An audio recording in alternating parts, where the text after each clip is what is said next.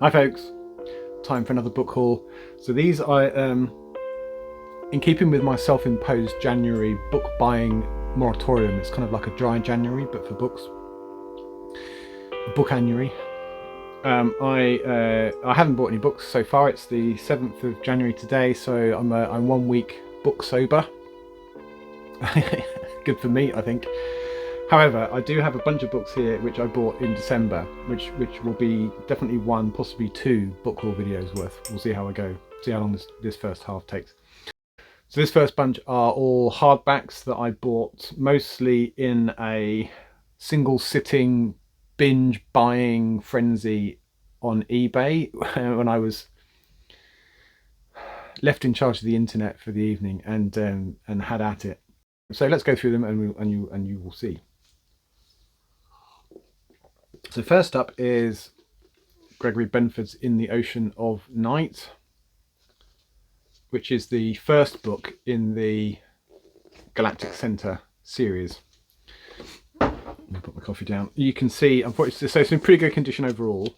A little bit tatty maybe on the dust jacket, but unfortunately the back has a tear in it, which explains why this wasn't terribly expensive.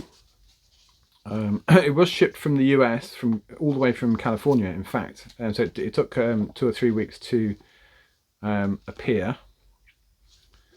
It's got what I assume are deliberately deckled edges, so there's kind of uneven looking edges. I don't know why. I don't know what the attraction, honestly, of deckled edges is. It's like, let's find a way of making a book that looks like it's immediately falling apart. I don't understand why it's a thing. Anyway, so this is, like I say, the first. I've got a paperback version of this, but I'm trying to find the full set in hardback. I think I'm just missing book 2 now, the name of which escapes me at the moment. But that's it's a US first edition from the Dial Press, which dates back to 1970. I'm going to say 7. I could be wrong. Yeah, 1977. So the text originally appeared as 2 or 3 different short stories, and it's been kind of tacked together, so it's a bit of a fix-up. And then I went on a little bit of a Chris Becket buying spree. There's a few in here. I bought this one because I like the look of the cover. It's an ex-library book, which at some point I'll take the cover off and see if I can remove the sticker, but it can stay there for now. I'll probably end up damaging it more by trying to do that than the aesthetic issues that the sticker presents.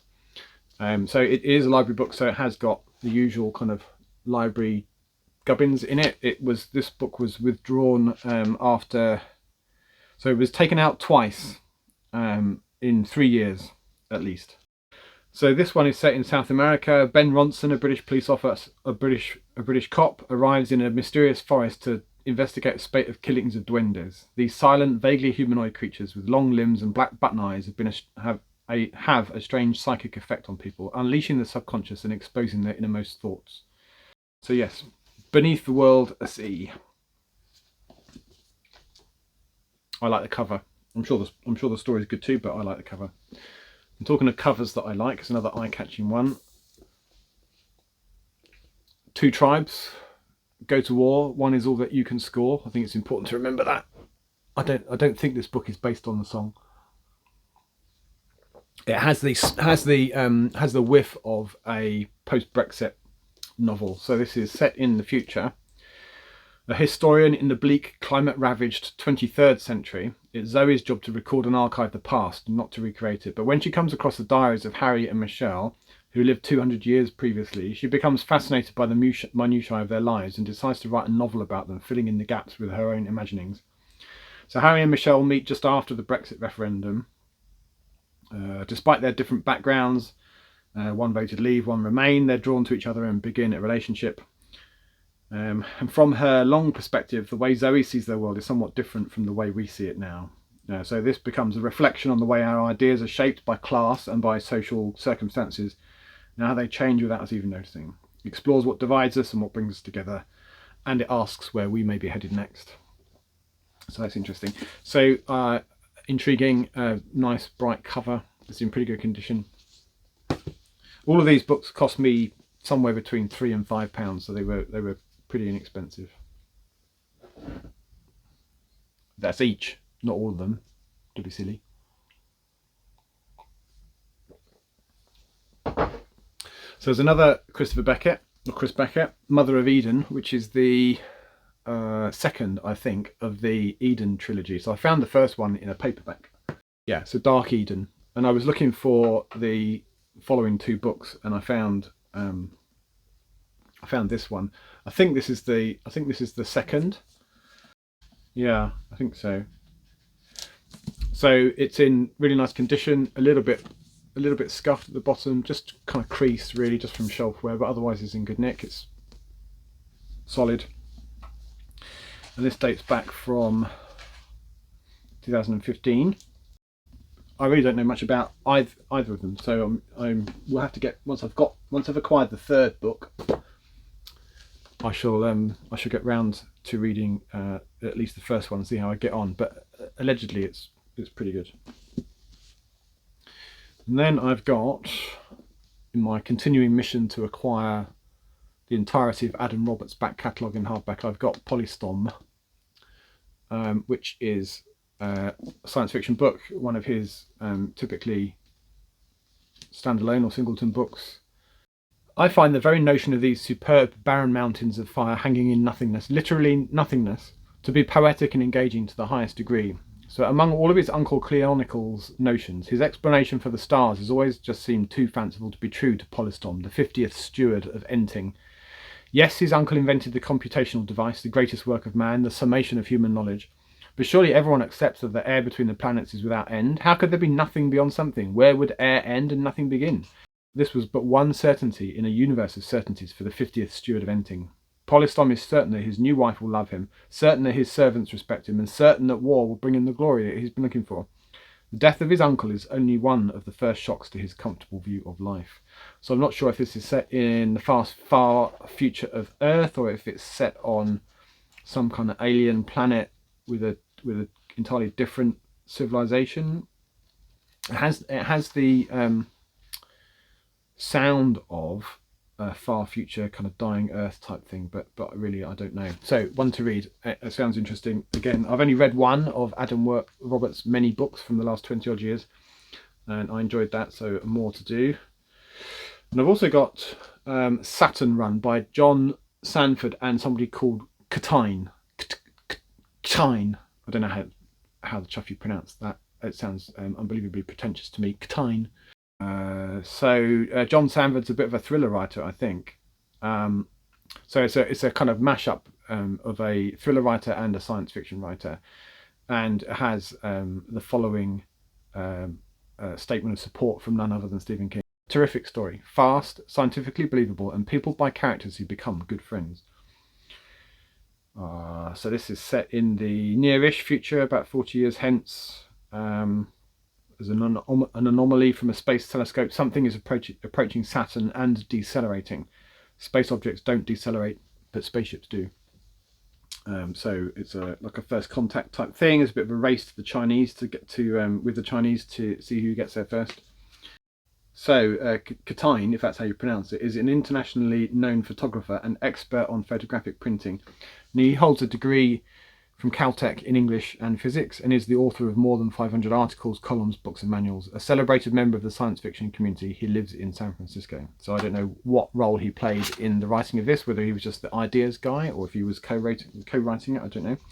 I'm just going to put this lot down. Right, and then we have another Chris Becket that I had forgotten was there, America City, it's called. This is an ex-library copy. It's a little bit, well, the plastic cover is a little bit ropey, actually. So I think if it was to be removed, the dust jacket underneath it would actually be in pretty good condition. The book itself, there's no spine-lean, there's no, the text block is clean. There is a bit of damage from where the borrowing slip was removed, but it is in otherwise good condition. So this is set a century in the future. A warmer climate is causing vast movements of people. Droughts, floods and hurricanes force entire populations to simply abandon their homes. Tensions are mounting between north and south. This is in the US, so between the northern states and the southern states. Some northern states are threatening to close their borders against homeless fellow Americans from the south. So there's a charismatic politician, Senator Slaymaker, who sounds like he's going to run for president. Can he bring America together, or have they set the country on a new but equally devastating path? I don't know. Sounds good. And then I've got a book which I must confess, really looking forward to reading. I don't know how,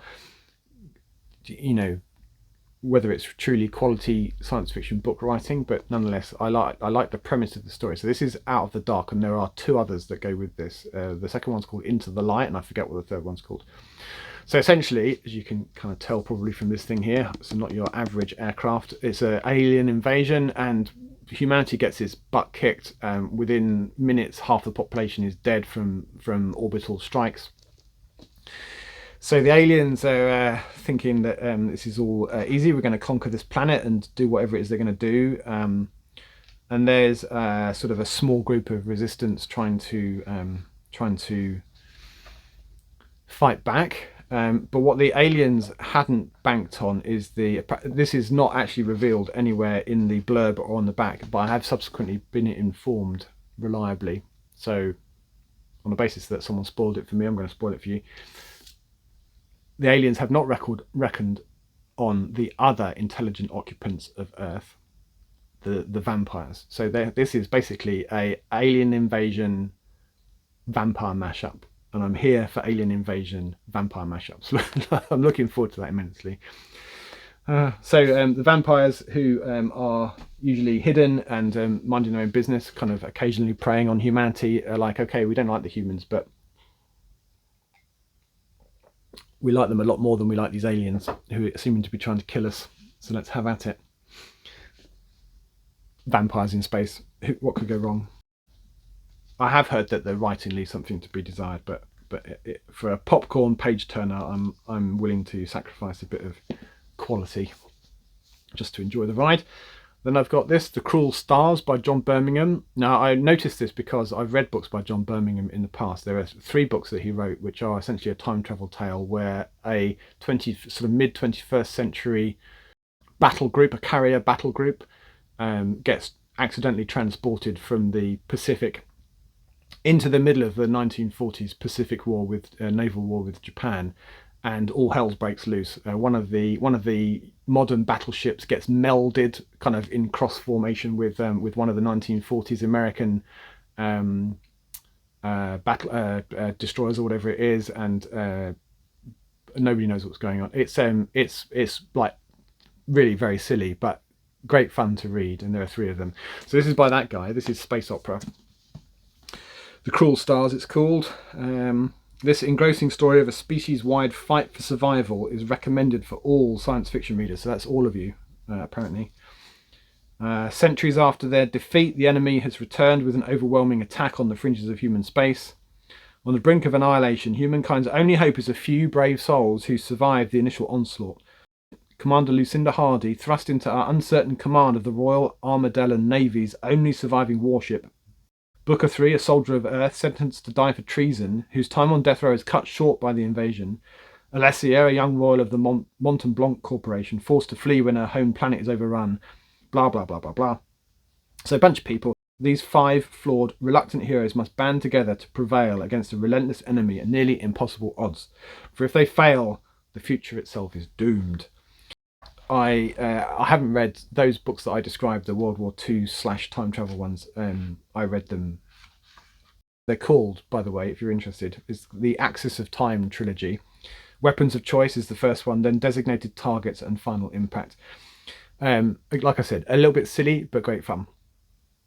And they chuck you straight in. So he's not written that many books. Up to this one, there were those 3, another 3, and another 3, so 3 trilogies. So 9 in total. This is his 10th book. This was published in 2019. It's the first of a series. I don't know of how many. So there's certainly, I would think by this time, a second, maybe even a third one. So the whole set might be out by now. I haven't investigated. So I'll read this one at some point. If I like it, then I'll seek out the second and third. It's in pretty good condition. Again, cost me a few pounds. I'm all in for a bit of space opera and desperate fight for humanity's survival. Almost as much as I'm up for vampires and aliens, honestly. I got a China Mieville Embassy Town. I only recently found the paperback of this, but it was there. I was just browsing all the science fiction available in hardback on a particular World of Books website, which I ought to know by now is a lottery in terms of the quality of the book you can get, and this was one that was there. This one actually is in very nice condition. The cover's in good nick, the text box in good nick, the underlined book's in good nick. I haven't read it yet, so I shall jettison my paperback. It can go on somebody else. This was published in 2011. It's the first edition. And I found a Jack McDevitt, which I didn't pay too much attention to. I thought it was a standalone, but it's not. It's one of a series of many. The protagonist being Priscilla Hutchins. So this is a Priscilla Hutchins novel called Starhawk. There seem to be many, so 2, 4, 6, 7. So Starhawk is the 7th, and there may be more since the Priscilla Hutchins novels. So I don't know to what extent I need to read the previous 6. I imagine I can probably get by without it. So interesting. I won't read the blurb, but interesting to see. Harlan Ellison says, "Why read Jack McDevitt? The question should be, who amongst us is such a slow pony that he or she isn't reading McDevitt?" So it's pretty bold. And then Gregory Benford also says, "You should definitely read Jack McDevitt." And Stephen King, I don't know quite what his standing is here, but it says the logical heir to Isaac Asimov and Arthur C. Clarke. So I'll have to do a little bit of research to see, can they be read alone, or do I have to invest in the whole series? If you read them, let me know what the story is there. Not what the story is. I know what the story is. I can read the blurb, but whether or not I can read it on its own. You know what I mean. So the next one is Phase Space by Stephen Baxter. So I've got the other 3, the Time, Space, Origin, those 3 in hardback. I bought over the last few months, and Phase Space goes with those. It's a set, so these are short stories set in the same manifold space universe as the other 3. I don't think I've ever read this. I don't think I've ever had it in paperback either. But it, for completeness sake, it seems good to do that. I think there are, it says here, stories from the manifold and elsewhere. So I don't know if they're all exclusively set in that manifold universe, but a bunch. So the observant among you may have remembered that the last time I did one of these kind of trawling World of Books to look for books, I got a copy of Foreigner where I thought that it was listed as a hardback. I bought it and then couldn't prove it one way or the other. It came as a paperback like this, a trade paperback, and I was told that I could send it back if I wanted to, but I had to pay for postage, which would have cost me more than I actually paid for the book. So I kept it.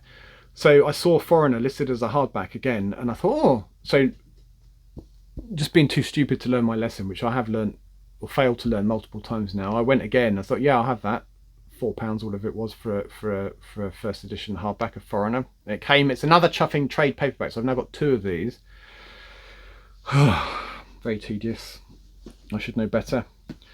But I did get Invader, which is the sequel. So this follows on from Foreigner. This is in a hardback. It's doing pretty good. There's a bit of spine lean, which I'll try to sort out with the rubber band trick, and it's you know, otherwise in pretty good condition.